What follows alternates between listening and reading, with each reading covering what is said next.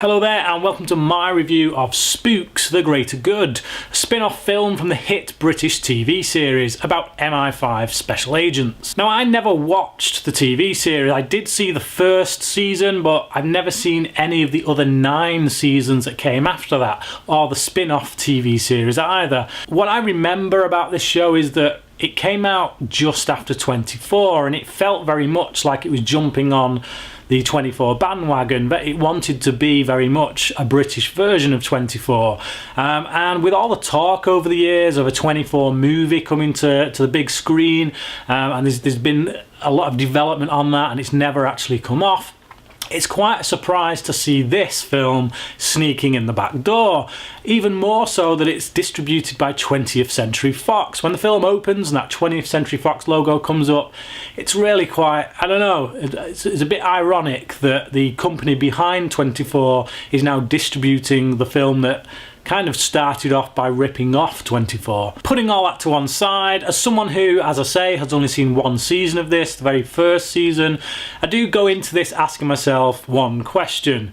Does this work for someone like me who doesn't know the backstory to all these characters? Well, the answer to that is yes and no. The film centres around the escape of this terrorist at the beginning, and basically the efforts by the main character Harry Pearce and the new addition played by Kit Harington to bring that guy to justice and find out who the possible leak is in MI-5. The way that these characters interact with each other, particularly Pearce and Holloway, suggests a long-standing relationship that we as an audience might kind of know a bit more about had we watched the TV series. So I was actually quite surprised when getting home and doing a bit of research to find that this character of Holloway, played by Kit Harington, never actually appeared in the TV series. So everything we have on him we must take from this movie, which in one sense is a good thing. We're coming to these characters fresh, as any audience member would be coming to a movie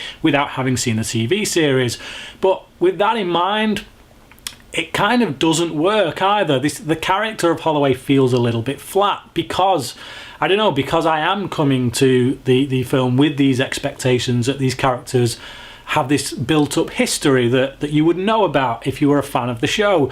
And maybe that's my problem as a viewer, bringing that baggage which actually I shouldn't really be bringing and have no need to bring. But either way, it's there, and there's other characters in this film that, again, after doing my research, I did find out were in the TV series, and the ways in which those characters are dealt with, I guess, are designed to provide an emotional punch, particularly for the people who followed them over the years.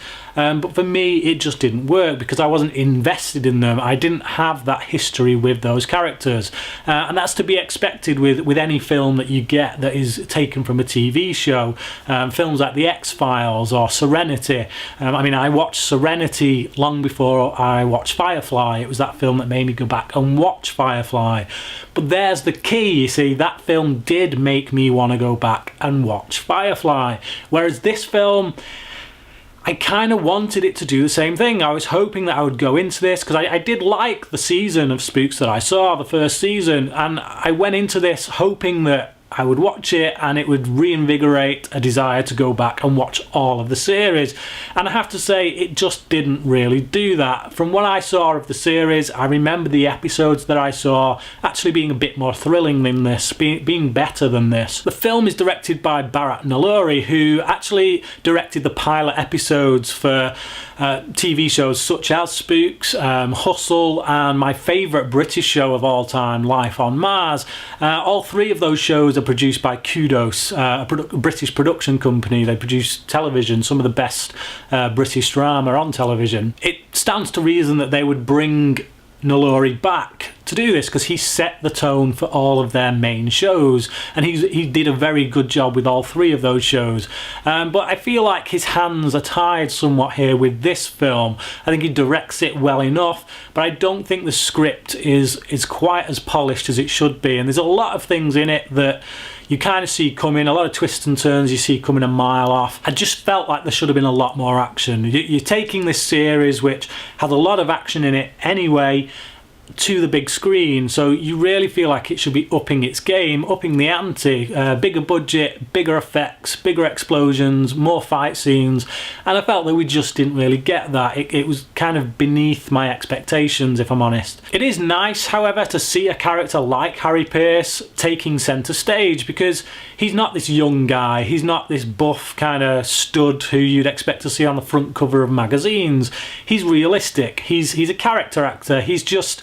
If you saw him in the street, you wouldn't give him a second look, because he just looks like the average Joe, and that's more realistic to me. That's what I would expect to see from an MI5 agent, as opposed to what we've come to expect from your Hollywood movies. For me, the standout in this film, however, is Jennifer Ehle as Geraldine Maltby. Now, again, this is a new character for the film. Apparently she wasn't in the TV series, or at least I couldn't find anything on her in the TV series.